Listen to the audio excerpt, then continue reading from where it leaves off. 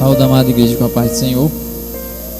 Vamos abrir nossas Bíblias no livro de Efésios, capítulo 2.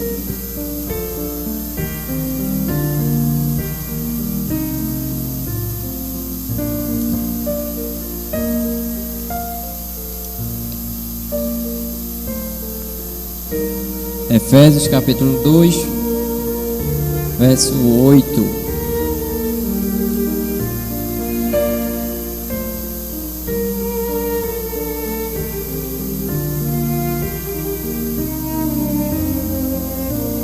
Amém? Vamos ler a palavra do Senhor.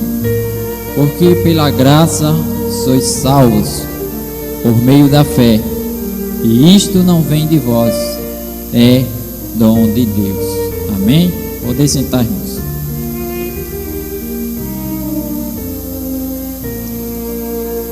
Nós, como desde de manhã, já estamos falando sobre a reforma protestante. Não vou falar sobre reforma agora, amém? Mas vamos pregar a palavra do Senhor. Mas esse texto, esse versículo, foi justamente onde Lutero, despertou através da palavra do Senhor e viu que o justo ele viveria da fé e não das obras e daquelas muitas coisas, que a gente aprendeu de manhã, que a igreja católica romana pregava na época, ensinando errado os servos de Deus. E no seu ministério, Lutero, ele a princípio estudava só o Antigo Testamento e ele precisou estudar o Novo Testamento para poder descobrir esse versículo, senão ele nunca ia ver esse versículo, porque no Velho não fala sobre isso. Isso aqui é o Novo Testamento que Paulo escreveu. E através, quando ele começou a estudar o Novo Testamento, lá na cidade de Wittenberg, ele foi e se deparou com esse versículo e com mais outros versículos também que fala da fé. E esse versículo fala justamente da salvação através da graça de Deus e não pelas indulgências. E é isso que vamos falar essa noite. Deus, Ele nos tem salvo através da sua graça. E por isso que ele falou, Paulo falando aqui aos Efésios, ele fala sobre esse assunto e dizendo que a graça, pela graça sois salvos por meio da fé. E isto não vem de vós, é dom de Deus. Então é interessante essa passagem, porque a princípio nós já vemos que nós somos salvos pela graça de Deus. O que seria a graça? A graça, como muitos resumem, seria um favor imerecível. Então, tem alguém que não merece aquilo, aí você vai lá e presenteia a pessoa. Mas você sabe que aquela pessoa não fez por merecer. É exatamente isso que acontece na salvação. Quando Jesus morre, Ele morre por nós. Nós não merecemos a morte de Cristo. Por quê? Por causa do pecado, que nós pecamos todos os dias. Nós não somos dignos dele ter feito isso por nós. Mas, pelo grande amor de Deus, Ele enviou seu Filho Jesus e nos deu a graça. Então, o primeiro ponto é: a graça é o que nos salva. A graça de Deus é o que nos salva. Efésios 2, 5. Veja o que Paulo fala: estando nós ainda mortos em nossas ofensas, nos vivificou juntamente com Cristo. Pela graça sois salvos. Então veja que é pela graça. Mas aí, se a gente for lá para Jesus, Jesus dizia: a tua fé te salvou. Então Paulo está dizendo que é pela graça, e Jesus falava pela fé. Como é isso? A gente vai descobrir. Então veja que Paulo afirma aqui que é pela graça que nós somos salvos. E quando nós ainda não aceitamos Jesus, nossa vida espiritual está morta diante de Deus. Parábola do filho pródigo. Quando o filho pródigo volta, se arrepende e volta para sua casa, o pai, na parábola que representa Deus, ele cita a frase justamente que explica isso. Ele diz: vamos dar uma festa, porque esse meu filho estava morto e reviveu, estava perdido e foi achado. Ora, o filho não morreu, simplesmente ele tinha saído de casa, gastou toda a riqueza, ficou sem nada, ficou abandonado na miséria e se arrependeu e voltou para casa. Ou seja, ele não morreu. Mas por que o pai falou que ele tinha morrido? Não é interessante? É justamente porque ele estava morto espiritualmente. Por isso que ele disse: meu filho morreu e agora ele reviveu. Agora ele está vivo. Então, quando nós ainda não aceitamos Jesus, não recebemos a graça de Deus, nós estamos mortos nos nossos pecados e delitos. Ou seja, para Deus, a nossa vida espiritual está morta diante de Deus. Tito, capítulo 2, verso 11.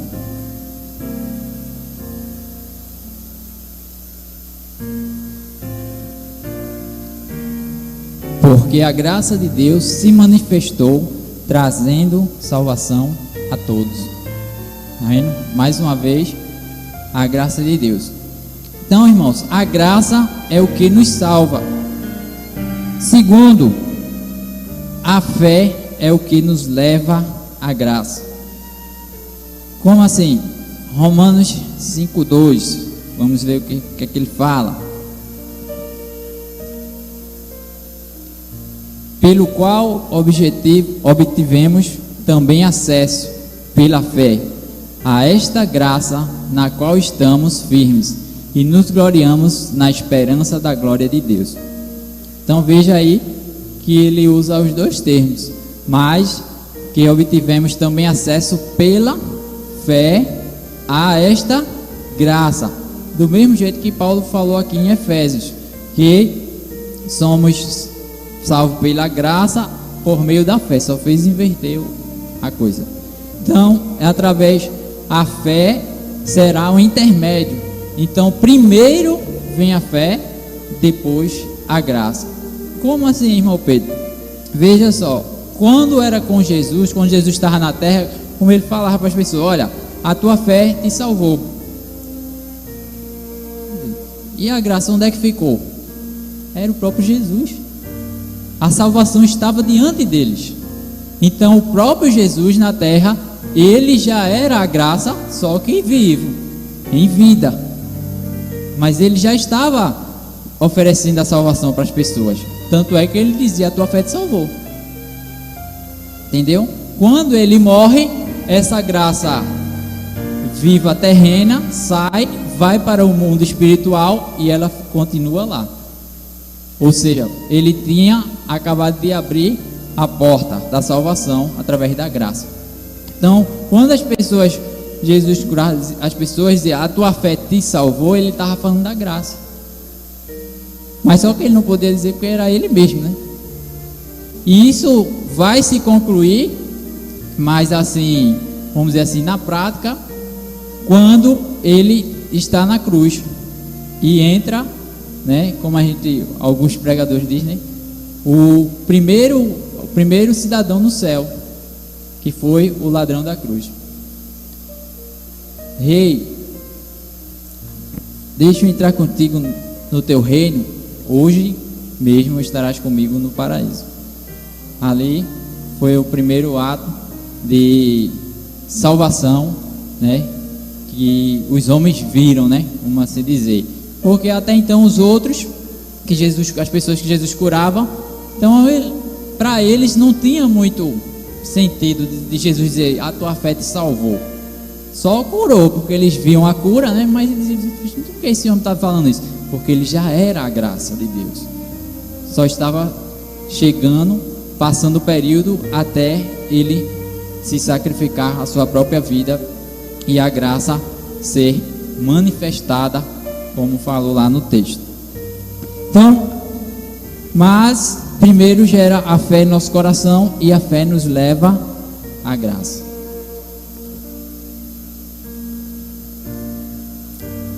Isto não vem de vós. Efésios 2:6.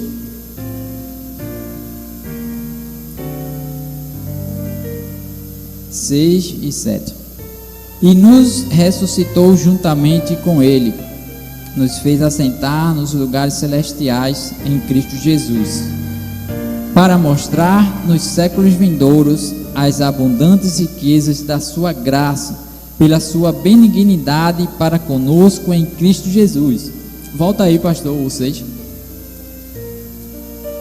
Vou ler bem devagar. E juntamente com ele está falando ali, Deus nos ressuscitou e com ele nos fez assentar nas regiões celestiais em Cristo Jesus. Ele ali é Deus, Cristo Jesus. 7. Deus fez isso para mostrar nos tempos vindouros a sua suprema riqueza da sua graça em bondade para conosco em Cristo Jesus. Qual a parte daí que tem o homem? A interferência do homem? Nenhuma. A salvação, ela começa com Deus, não é com o homem. O processo de salvação começa lá em cima. Primeiro começou com Deus. O amor de Deus fez com que ele doasse seu filho Jesus, e aí surge a graça de Deus. Então, por isso que Paulo disse: e isto não vem de vós, é dom de Deus. Efésios 2:9. Aí ele complementa: não vem das obras, para que ninguém se glorie. Porque você já pensou se fosse pelas obras? Quantas pessoas não iam se gloriar? Iam se gabar: eu fiz mais, eu evangelizei mais, eu ganhei mais almas, eu louvei mais, eu trabalhei mais na igreja. Então ia ser muitas pessoas se gloriando para adquirir a salvação. E Deus não funciona dessa forma. Ele não ia querer, iam criar pessoas orgulhosas, egoístas, e não ia ser uma igreja boa. Então ele disse: não vai ser assim, porque se for pela obra que ele fizer, muitos vão ficar se gabando. Foi por causa disso que eu subi no céu, foi por causa disso que Deus me salvou. Negativo. Então não depende dos meus esforços e dos seus esforços a salvação pela graça. O único esforço que a gente tem que fazer é ter a fé e crer nele. Aí a partir daí, aí a gente começa a fazer as obras, porque uma coisa não exclui a outra. Lembra que lá na frente, lá em Tiago, se eu não me engano, ele vai falar: a fé sem as obras é morta. Então elas andam juntas. Porém, as obras não salvam ninguém. Quem salva é a fé em Cristo Jesus, por meio da graça que Deus nos deu. A graça de Deus, ela nos alcançou, ela nos salvou. Como assim? Então, a graça de Deus, ou seja, o favor de Deus, o favor merecido de Deus, ele nos alcançou. Não fomos nós que fomos buscar. Ele nos deu, nos alcançou, nos concedeu através de Jesus Cristo. Lá em Romanos 3:23 fala o quê? Todos os pecados estão destituídos, afastados da glória de Deus. Tem outro texto que fala: não há um sequer, nenhum justo na terra. Aí teve que Deus mandar Jesus para resolver o problema, para resolver a questão. Mas não foi só enviar Jesus assim, tudo certo, não. Foi por amor. Deus sacrificou o seu próprio filho, o seu único filho, para nos dar a salvação. Ou seja, recebemos a graça, e isto não vem de vós. Isto não vem de vós. Vem de Deus. Vem da parte de Deus. Por quê? Porque é dom de Deus. A graça de Deus sobre a humanidade é um dom de Deus. O que é um dom? É uma dádiva, é um presente. Então, quando eu dou o presente para alguém, não é, a pessoa não fez esforço. Eu que estou dando o presente. Eu que me esforcei e quis dar à pessoa. Entendeu? Não é que a pessoa se esforçou, eu vou dar um presente. Não é por merecimento. É por gratidão. É por graça. Por amor. Por isso que a Bíblia diz que Deus amou o mundo de tal maneira. Por isso a Bíblia diz que Deus enviou o seu Filho com amor. E Deus provou o seu amor por ter o quê? Jesus Cristo vindo à terra e morrido lá na cruz. Então, primeiro Ele deu o exemplo e deixou para a gente seguir. Pelo amor de Deus, a graça, ela nos alcançou.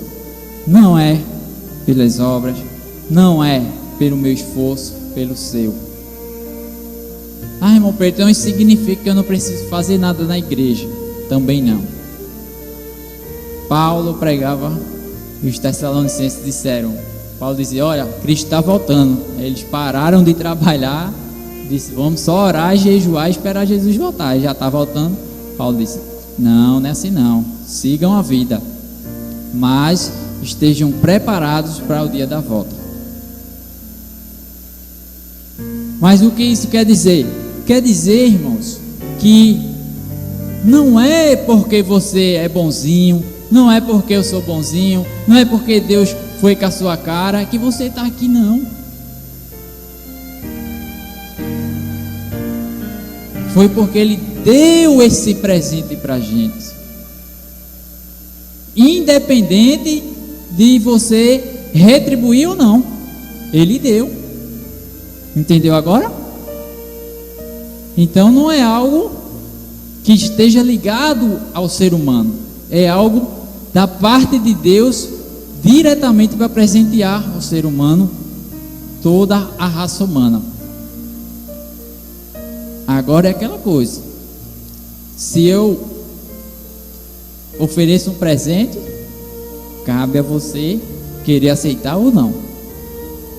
Então, essa parte de aceitar, aí não é com Deus, é com você, é comigo, é com nós, porque a parte dele, ele já fez, agora é a nossa.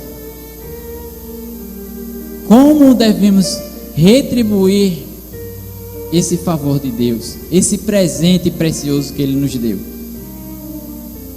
Aí tem muitas formas.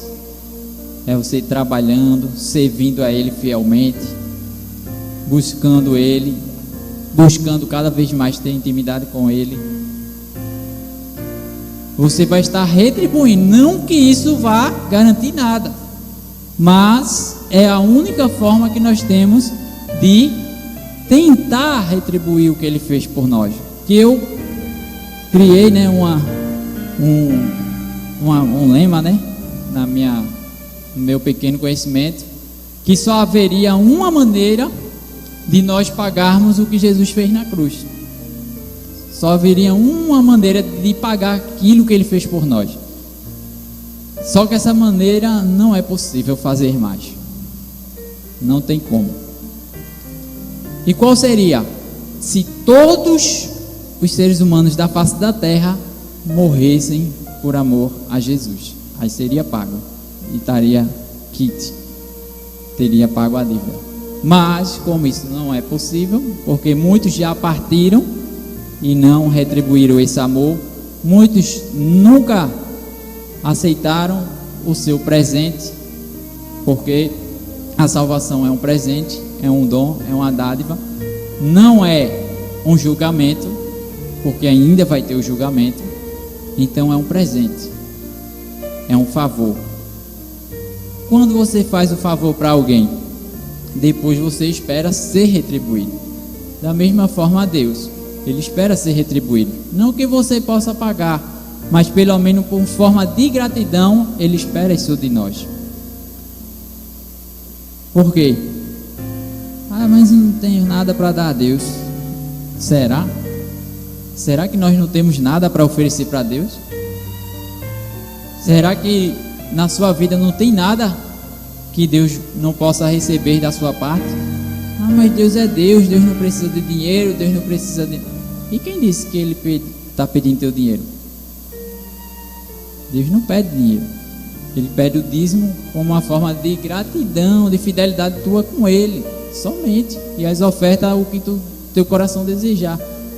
Mas esse não é o foco de Deus, e nunca foi. O foco de Deus é fidelidade, retribuir incondicionalmente, dentro das tuas forças. Não pense que você vai retribuir a mesma coisa que eu vou retribuir, que o pastor, que o presbítero, que a irmã, que... Não. Porque Deus também sabe que cada um de vocês são diferentes, tem limitações diferentes, sua saúde é diferente da minha, sua idade é diferente da minha, seu intelecto é diferente do meu. Deus sabe perfeitamente a condição de cada um. Então Ele vai cobrar de acordo com aquilo que você tem. Lembra da parábola dos talentos? A um deu 2, a outro deu 5 e a outro deu 1.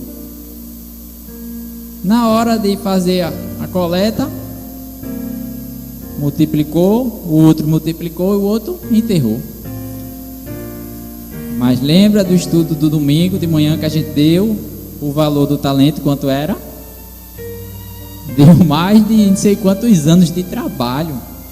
Então não era o fato de ser um talento, é porque um talento valia muitas barras de ouro. Então não era R$1. Então aquele servo realmente, por isso que quando ele chega, ele diz: servo mau, você não deixou nem nos bancos para pegar os juros. Porque se ele deixasse no banco, irmão, ele não ia ter trabalho nenhum. Era só chegar lá e deixar lá. Quando o patrão chegasse, ele ia lá e pegava de novo. Ele não ia trabalhar nada, só o trabalho de ir lá levar o dinheiro e pronto. Deixou o talento lá, voltar. Quando meu patrão voltar, eu vou lá e pego de novo. Aí já ia estar com juros. Mas ele não fez: vou enterrar, meu patrão é severo e tal. Então veja, Deus dá de acordo com a capacidade. Ele sabia. Já pensou se ele desse 10 talentos para aquele que enterrou? Ele ia perder os 10. Ele ia ficar com os mesmos 10, não ia multiplicar nada. E desse um para o outro que multiplicou 10. Aí no final das contas Deus ia sair perdendo. Quer dizer, puxa, eu dei 10 para o cara não fez nada. Dei 2 para o outro, aí multiplicou, virou 4. Então Deus, Ele espera algo de nós. Cada um de nós tem um chamado na casa de Deus. Cada um de nós tem um serviço para apresentar diante de Deus. Por mais que você seja limitado, mas sempre tem algo que você pode fazer para Deus, para tentar, que não vai conseguir retribuir o que Ele fez por nós. E isso não é algo de hoje. Quantos e quantos, servos e servas de Deus que a gente conhecia, que foram exemplos, que foram grandes evangelistas, que foram grandes homens e mulheres de Deus na história da igreja. E quando eles estavam perto, de partir dessa vida, ele dizia: eu não fiz nada. Porque realmente eles reconhecem que não fez nada. É o mesmo sentimento que a gente tem. Por mais que eu faça, por mais que você faça para Deus, ainda não é nada diante do que Ele fez por nós. Então, por isso que nós devemos sempre estar prontos a fazer algo para Deus, para agradar a Deus.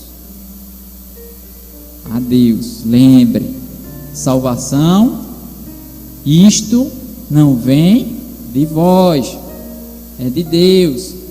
Se foi Deus que te deu, você tem que retribuir para Ele. Não é para mim, não é para o pastor, não é para o seu líder, é para Deus. Quando nós agimos dessa forma, as coisas vão fluir. Pode ter certeza, Deus vai te abençoar, Deus vai te dar vitória, Deus vai te consolar, seja o que você estiver precisando, Deus vai estar lá junto de você. Por quê? Porque você está fazendo da forma correta. Todos aqueles que tentaram desviar o caminho, pegar um atalho, se deram mal. Quando Deus diz, ó, é por aqui, tem que ir por aqui. Se Deus diz, tem que arrodear, tem que arrodear. Quem ultrapassa o limite de Deus, recebe as consequências do pecado.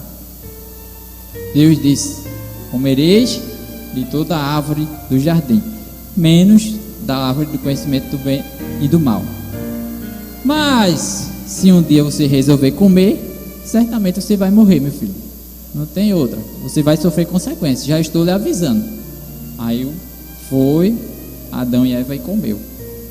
Aí, resultado, sofreu a consequência. Mas Deus avisou antes de acontecer. E Deus disse, olha, não vá, não faça. Mas quando o processo é o contrário, na vida dos servos da serva de Deus, a gente via outras coisas. Quando Deus dizia, faça isso, aí o profeta ou o servo de Deus que estava à frente do povo fazia. Aí, ó, no final era a vitória. Vitória do povo de Deus, vitória naquele servo de Deus. Olha, lembra quando o Jesus manda lá, disse, olha, entra na cidade, vai ter um homem lá com um cântaro na cabeça, chama ele e diz, olha, onde está o cenáculo que o mestre pediu? Aí o homem vai e leva eles lá até o local onde eles vão fazer a ceia. Então aquele homem ali, irmãos, ele foi um bem-aventurado, porque ele obedeceu à voz de Deus. Quem obedece à voz de Deus sempre tem vitória no final. Por mais que o momento não esteja mostrando isso, porque é o que a gente mais vê na Bíblia. A dificuldade está aqui na minha frente. Deus tem jeito não, tem como não. Como é que eu vou passar esse mar, Senhor? Ele diz, tu tem o que na mão? Um cajado. Ele toca na água que o mar vai se abrir. Aí vem outro. Deus chama o outro. Ele diz, olha meu servo, tu vai ser um profeta, um grande servo de Deus. Ele diz, Senhor, eu sou apenas uma criança, o Senhor está me chamando para ser um profeta. Ele disse, mas você vai ser você mesmo, uma criança mesmo. Aí Jeremias, está certo, Senhor, vou obedecer a tua voz. Foi. E ele foi, e Deus foi com ele. Sofreu, mas como a gente leu de manhã, alguns sofrem um pouco mais que outros, mas tudo dentro do propósito de Deus. E Deus sabe a limitação de cada um. Jó sofreu mais, Pedro sofreu menos. E Deus não nos prova além da nossa força. 1 Coríntios 10:13 está lá. Não pense que a sua luta é a maior do mundo, porque é mentira. E Deus pode dizer isso na sua cara. Eu não, mas Deus sim. Ele vai dizer, mentira, você suporta. Você suporta. Talvez na situação que você esteja, você diga que não. Como eu já fiz isso várias vezes e achei, não vou conseguir, Senhor. Não vou conseguir passar por isso, não vou conseguir passar por essa luta. Não estou conseguindo suportar. Mas quando eu parava e vou ouvir o que Deus tem a dizer, a orientação de Deus, aí a força vinha, a direção vinha, a solução vinha. Mas se a gente for tentar resolver tudo da nossa forma, as coisas não vai fluir não vai mesmo, entendeu? O que for para fazer, faz. Que é do homem, o homem faz. Mas tem coisa que é com Deus e o homem quer passar na frente. Aí não dá. Aí vai quebrar a cara porque está ultrapassando o limite que Deus deu. Se Deus disse que era para você esperar, espera. Não vai querer passar na frente. Ah, Deus está demorando para dar a bênção. E quem é eu? Quem é você para estar dizendo que Deus está se atrasando? A gente não sabe, irmão. A gente não sabe nem se vai estar vivo daqui a pouco. Como é que eu vou dizer? Deus, o Senhor está demorando demais. Não posso fazer isso. Claro que às vezes a gente fala na ignorância ou na falta de experiência, mas com o tempo a gente vai melhorando, vai aprimorando, vai amadurecendo e diz, não, quando Deus disse, fica quieto, eu vou ficar quieto, não vou espernear. Mas no começo, né, a gente está lá e diz, oxe, Deus não quer responder. Que é isso, Deus, eu estou te servindo, eu estou buscando, eu estou fazendo tudo, estou obedecendo, por que não vem?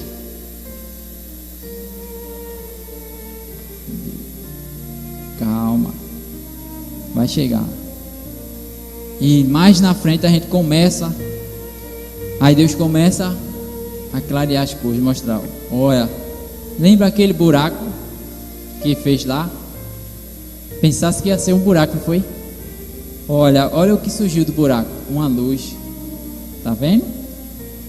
Então, antes da luz surgiu primeiro o buraco, e o buraco é feio, é ruim, eu caio, é perigoso, não é bonito, mas depois o buraco se tornou uma luz. Olha, mas isso aí só quem vai dizer é o tempo. A gente não vê o futuro, mas Deus vê, e Ele sabe. Por isso que às vezes Ele não dá naquela hora o que você quer, o que eu quero. Ele vai dar lá na frente. Mas às vezes a gente fica tão agoniado, mas Senhor, eu quero resolver logo, mas estou atrasado, eu preciso, Senhor, fazer isso. Deus disse, ainda não é a hora. Quando chegar, você vai saber. Eu vou fazer e você vai glorificar. E sabe o que é o melhor, gente? Irmãos, é que quando Deus faz, a gente fica abestalhado. Porque a gente diz assim, Senhor, eu queria uma lâmpadazinha daquela amarelinha de 40 volts. Olha o que o Senhor me deu, uma lâmpada de LED branca. É assim que Ele faz, entendeu?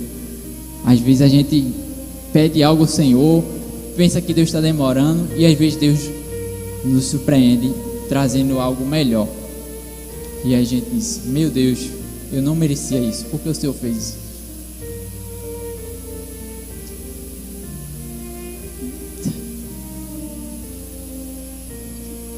Nós não merecíamos a salvação, irmãos. Nenhum de nós. O sacrifício de Cristo foi o maior gesto de amor que a humanidade pode ter. Jesus Cristo foi o único líder de qualquer religião que você imaginar que se doou pelos seus liderados. Foi o único, ninguém fez isso. Nenhum outro morreu pelo seu povo. Ninguém doou sua vida, só Cristo. Só Ele. Só através dele que derramou essa graça, que deu essa chance para mim e para você. Se não fosse Ele, a gente não estava nem aqui.